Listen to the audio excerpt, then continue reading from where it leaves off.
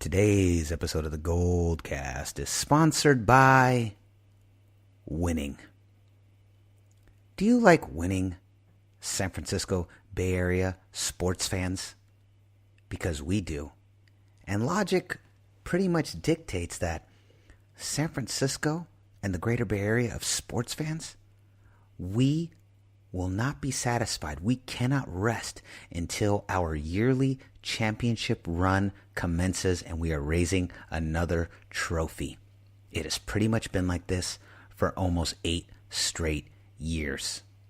So if you like winning, then this podcast is dedicated to you.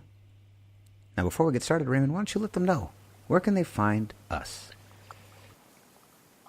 You can like us at facebook.com/thegoldcast, and you can also follow us on Twitter at @the_goldcast, as well as subscribing to us via iTunes, YouTube, and Stitcher, all under the same moniker of the GoldCast. Like, subscribe, and comment, because if you say something cool, then we might just read it live on air. Boom. You say something stupid, then we're not going to talk about you. Welcome to the GoldCast. Don't say something stupid. All right. The Warriors have clinched home field advantage throughout the NBA playoffs.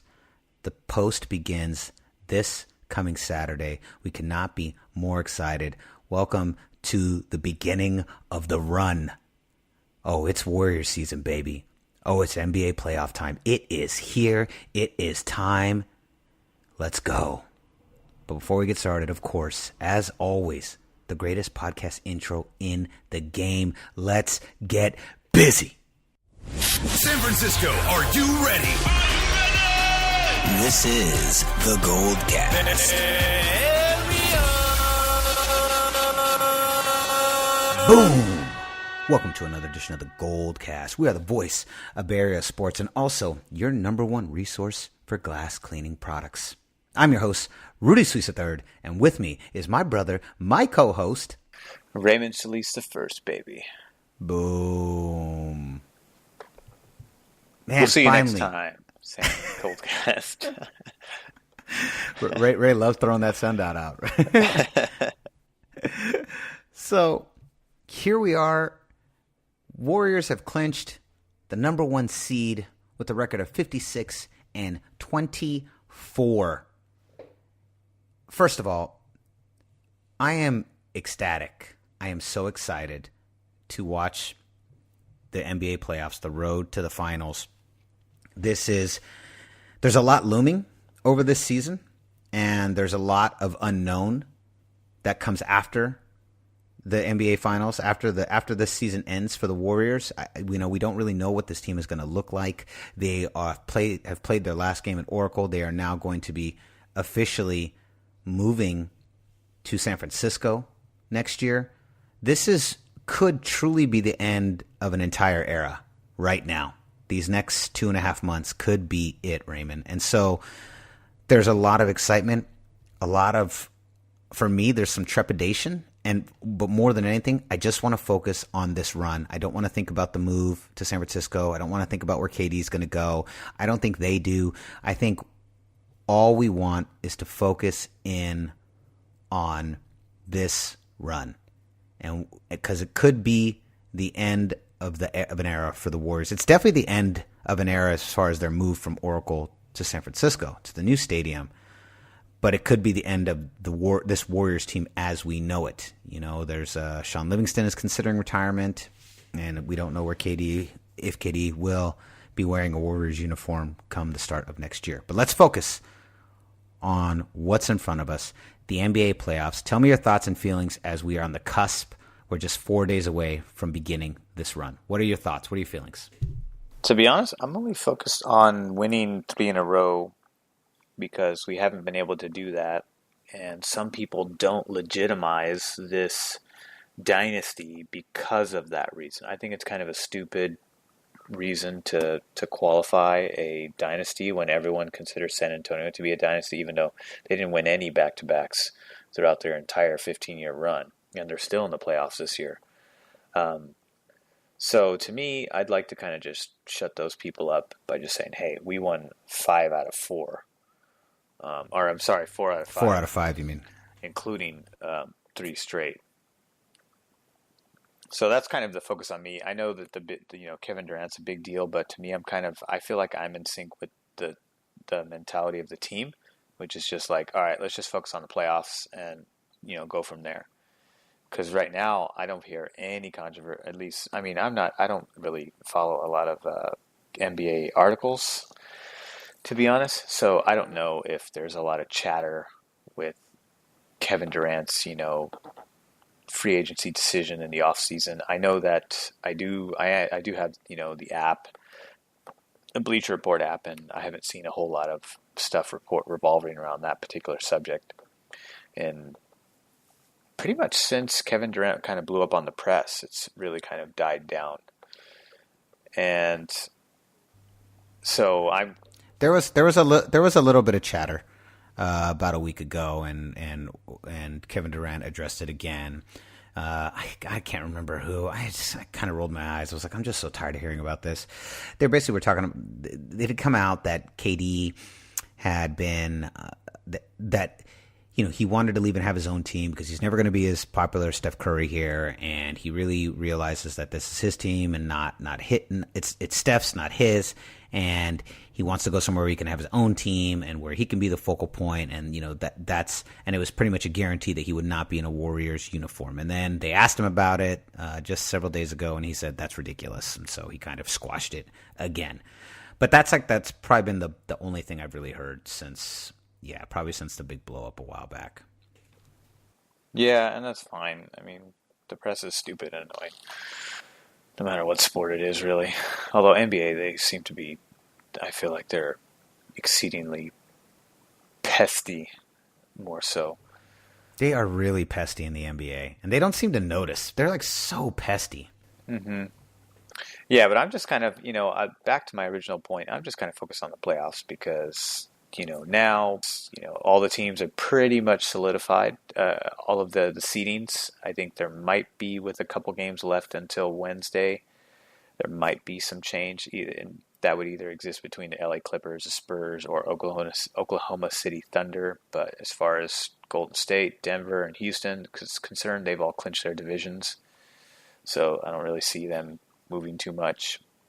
It doesn't matter, and anyways, unless you're it only matters if you're Golden State because you have home court advantage. Although, I guess it matters for 2 and 3 if you play teams other than the Warriors, then you would get home court. But that's where I'm at. All right, so let's talk about the NBA playoffs. If the playoffs started today, this is what we'd see in the Western Conference. We would see Golden State as the number 1 seed versus the 8 seed LA Clippers. We would see the number 2 Denver Nuggets against the 7 seed San Antonio Spurs. We would see the 3rd place Houston Rockets against the 6th place OKC. 4th place Portland Trail Blazers versus 5th place Utah Jazz. In the Eastern Conference, we would see 1st place Milwaukee, which stands for the good place, versus the 8th seeded Detroit Pistons. The 2nd seed Toronto Raptors. That's a Wayne's World reference for anybody over the age of 30 that remembers that film. The 2nd seeded Toronto Raptors versus the 7th seed Orlando Magic. The 3rd seeded Philadelphia Sixers versus 6th seed Brooklyn Nets, and then the 4th seed Boston Celtics against the 5th seed Indiana Pacers. Not bad. The Eastern Conference, I think, is a lot more interesting to me because you have Milwaukee, Boston, Philly, and Toronto. And even though some of their records are fairly close, but I think these teams are really evenly matched. I think that's a more interesting run. For the Warriors, who I see across the landscape, we don't, as it stands right now, Houston and Denver, OKC and San Antonio all have to go against each other. And that is the bloodiest bloodbath on the way to the NBA Finals right there. I feel like that bracket is rough. Houston and OKC, then Denver and San Antonio. And then they have to play The winner of those two series has to play each other. Then they get to the Warriors. The Warriors, you've got LA Clippers, Portland, who, is, basically in the gutter now. And then Utah Jazz, which, they're feisty, but I really think the Warriors' leg, if everything stays as it is today, the Warriors' leg is pretty, it's not that bad. The real question is whether or not Houston and Denver are going to swap places. But even if they swap places, the Warriors still don't see either team. Literally, OKC, Houston, Denver, and San Antonio eliminate all of each other, then face Golden State. Yeah, and I think Denver could, if Houston overcomes Thunder, which I think they will, then I think Denver overcomes Houston because they play better defense. Although San Antonio could surprise us. You never know with Popovich. He's such a good coach. You can't never really count him out, despite not having, despite not having a really great cast of players. Collectively, they play well enough and have played well enough to get into the playoffs, but they obviously, I don't think they have enough to go deep. I think maybe they get into the second round and pull there. If there's any team that could pull off an upset out of this group, I think it's San Antonio. Of all the seedings here, basketball is usually pretty straightforward in terms of seeds. Like usually the better seed wins. It's not like March Madness where anything can kind of happen. Not that I pay attention to that, but either way, whether it's San Antonio or Denver, I think either one of those teams is capable of taking out Houston, which will overtake Thunder because they're just such trash. And Portland's really only as good as Dame Lillard and CJ McCollum. That's all they got. It's just not enough. It's never enough. They're not deep enough. And I think they got swept last year after being the number 3 seed. They got swept by, the Pelicans last season. So Golden State just has an easy road. If this is how it ends on Wednesday, dear God, it's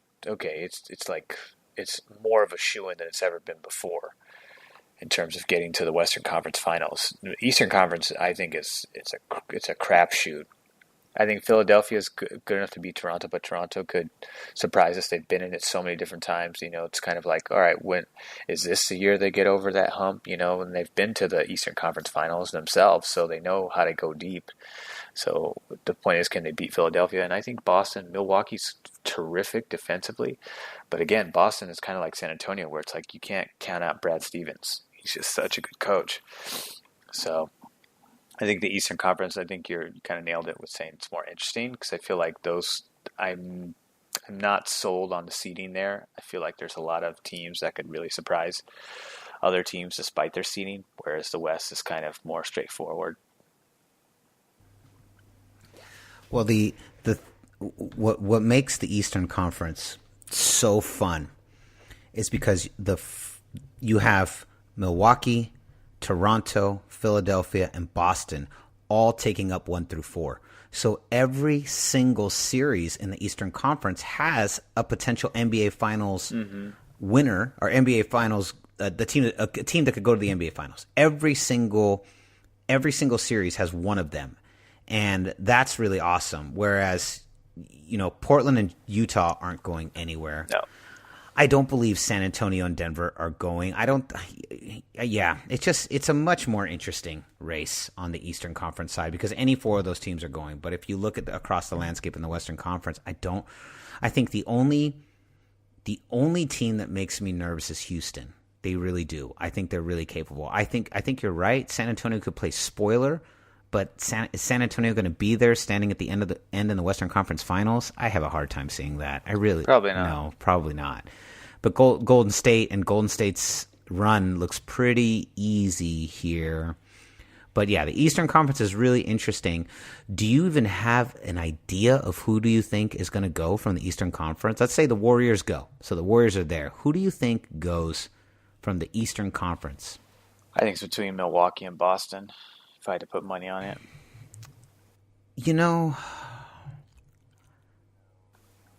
Even though Toronto has second, they're the number 2 seed, but I just don't. I trust them enough to get to the Eastern Conference Finals, but I don't trust them to get to the finals.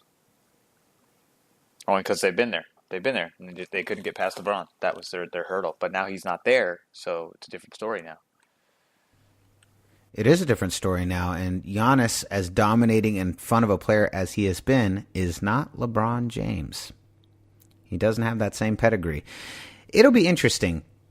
I honestly, I know you keep saying Milwaukee and Boston, and I have to admit my heart kind of goes to that too, but here's the great thing, right? Milwaukee and Boston cancel each other out. So if they will most likely meet in the next round, so one of those two teams isn't even going to get to the Eastern Conference Finals. Now, I would say arguably the road for Philadelphia and Toronto is easier, for both teams. This is an easier bracket to be in. You want to be in this bracket if you're in the Eastern Conference, right? Brooklyn and Orlando are trash. So. Yeah. You want to, if anything, you want to avoid a Milwaukee, a Boston, or Indiana Pacers. Indiana Pacers are really well coached. So that's another team that I think has a really good coach. They don't have Oladipo, which sucks, but that's still that is a tougher leg to go through. That is kind of the closest, the Eastern equivalent of our second leg, which is, Denver, Houston, OKC, and San Antonio. It is, but Rubio can't do it on his own. No, it'll be interesting. So, now, one thing that I believe is noticeably absent, Raymond, from this bracket. One team, one player is noticeably Dirk absent. Nowitzki from the Dallas Mavericks. So close. So close. That would be the wine and gold, the Lakers of Los Angeles, the quote-unquote chosen one, the quote-unquote king, LeBron James. I love it. If there was ever a year where I thought that this might happen, this was it. This is the most perfect scenario that we don't have to deal with LeBron James. We don't have to deal with the Cavaliers. We don't have to see them for the billionth time in a row. We don't have to play LeBron. Nothing makes me happier than to see LeBron James at home watching from his television set. Oh, Lakers, so cocky. So cocky. Nothing actually for me, now that, the season is basically behind us. I have to admit, that was probably one of the most disappointing things, was seeing LeBron James go to the Los Angeles Lakers. I love the Los Angeles Lakers. Love the Lakers. Spent my whole life rooting for the Lakers. I remember once Dad famously saying to us, Rudy Solis Jr., the unofficial third member of the GoldCast, he once said to us that we root for the Warriors in the regular season, and then we root for the Lakers in the postseason, because the Lakers always went a lot more consistently than the Warriors. He said that when we were very young, many years ago. I never forgot it. And so it broke my heart, because I realized that my contempt for LeBron James as a player is greater than my love for the Los Angeles Lakers. And the Warriors have made it really easy. They've been really successful. And I have to admit, with them moving to San Francisco, that really kind of sealed the deal. Because you know me, I am a San Francisco sports guy at heart. I know you are too. I only root for San Francisco. I don't really care for the A's. I hate the Raiders. And the Warriors has always been a begrudging frustration that they play in Oakland. And so with them coming back, this has made it, when they announced that they were coming back, they were building that stadium, and next year, it made it so much easier to fully embrace the Warriors, because I knew they were coming home to San Francisco, where they began and where they will end, where they will finish. I wish they were the San Francisco Warriors, but Golden State is a great name. And then once they won a finals, you can never change it. That's a whole. I'm digressing, but they made it really easy, because I knew they were coming home, and it's been great. This has been awesome. This has been an awesome run to be a part of. So having LeBron not here is the best feeling in the world. Tell me how you feel about no one LeBron It's like Christmas. James. Feels exactly like Christmas. Feels like hanging out with your family. Everyone's in a good mood. You're sharing laughs. You're sharing smiles. You're sharing love. You're sharing gifts from the kindness of your heart. And there's no Grinch to ruin it. There's no Grinch to walk in and steal your presents or steal the spotlight. It's all just you, family, and friends. That's it. That's what the NBA playoffs are meant to be. They're meant to be Christmas, a Christmas recreation to embody the Christmas spirit. And LeBron is not there to steal that spirit away from us this year. So it is indeed a good time. A good time indeed. The feeling I felt when I would see LeBron standing on the other side representing the Eastern Conference in the post, I felt more and more like the little kid from A Christmas Story when he was wearing the pink bunny suit because his aunt, I think it was, his aunt or great-grandma, I can't remember, but somebody thought he was a girl, and she bought him a pink bunny suit onesie, and he had to wear it, and he was absolutely horrified and just depressed and dismayed and bummed out and unmotivated. That's how it would feel to just watch LeBron for the last 8 years constantly going to the post. I felt like the little kid in that pink bunny suit, and all I wanted to do was take that damn suit off and get back to having some fun. And we can finally do that this year. We bested the beast last year. Goodbye. Get away. You're done. And now he's done. And he came to the West, and he couldn't even get into the post in the West. If he was in the Eastern Conference, he'd probably be like the 3rd seed and probably would go all the way. But guess what? You're not in the East, baby. You're in the West now. This is where teams come to die. There are no winners or losers in the Western Conference playoffs. There are only survivors. And you couldn't survive. Deuces. Goodbye. I knew he couldn't survive. Just too. There's no depth to that team, and lots of young talent. But Luke Walton, it just was. I knew he was never going to be. In my opinion, I thought that the idea of coaching for the team that drafted him and having that opportunity, that was more alluring for him than the reality than the reality of knowing whether you had the ability to coach a team from the ground up with young talent, which he doesn't. It's easy to take over an all-star team and to come out and lead them to a 24-0 season, to open the season with 24 straight wins. A lot harder to make a bunch of nobodies into somebodies. Easier to coach a bunch of somebodies into just maintaining. So I knew that I felt like it was a premature move on his part. It was just exciting. The proposition, since it was there, they're like, all right, I'm probably not going to get this again. So if I do have to take it, sooner rather than later, I should probably just take it now. I think that's what the idea was. But I knew that wasn't something that was going to turn into some magical turnaround for the Lakers, let alone when LeBron went there. I still felt like this was a franchise that had better playoff chances with LeBron, but didn't necessarily guarantee a spot in the seeding within the 8 spots that are available. Well, I'm telling you, man, if they don't trade for Anthony Davis, they're screwed.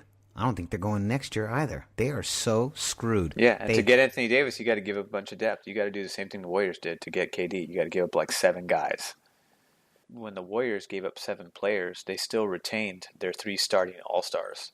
So the Lakers don't necessarily, they have 1 All-Star, and then a bunch of former All-Stars. So when they give up, in other words, if they were to give up a similar package to acquire an Anthony Davis, it's a different scenario because they're not, the core of the team is going to be disrupted no matter what. And it's going to be disrupted significantly.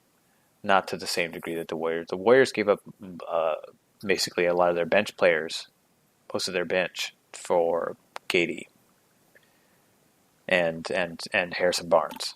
And I was like, that was it. They're like, we're going to give you the weakest link on our starting rotation, and we're going to replace it with a Kevin Durant, and we'll give up, half the second unit rotation in exchange. Whereas the Lakers, they got to give up starters and bench players. Multiple starters. Well, I don't even think they're going to get it, though.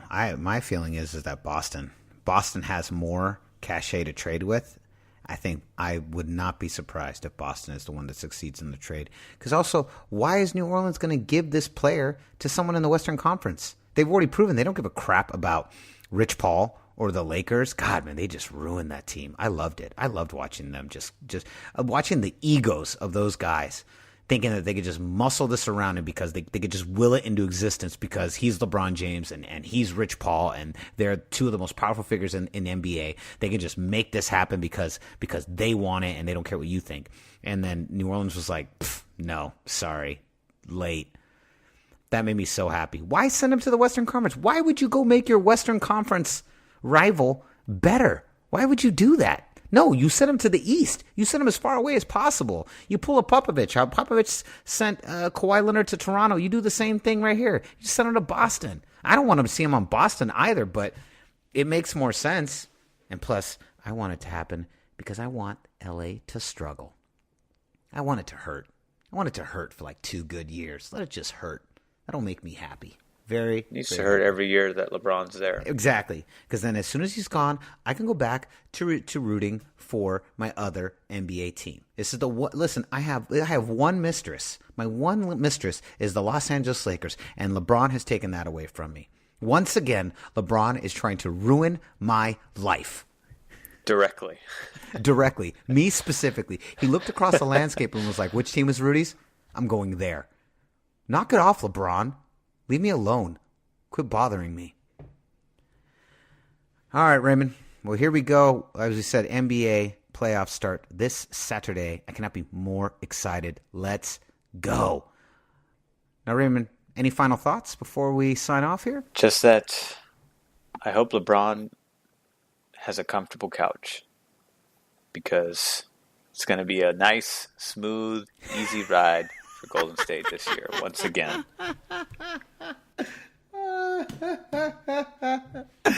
I like how the third segment of this podcast became a LeBron trolling.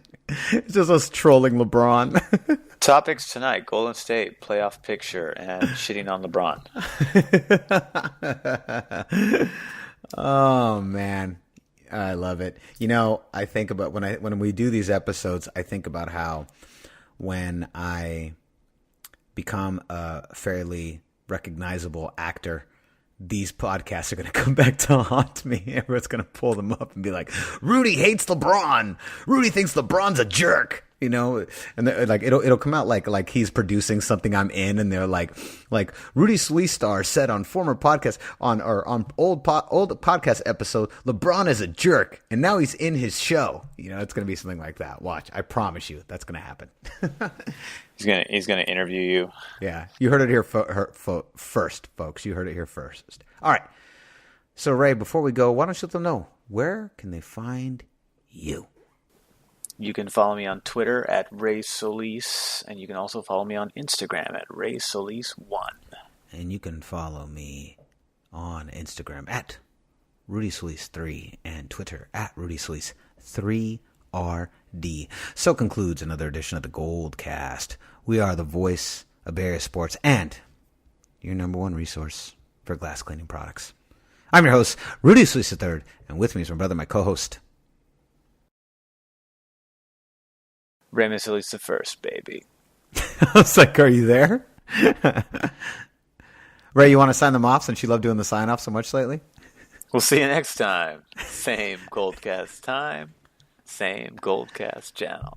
I think that's the first time you've ever done that. I think it is. Boom. This is the GoldCast.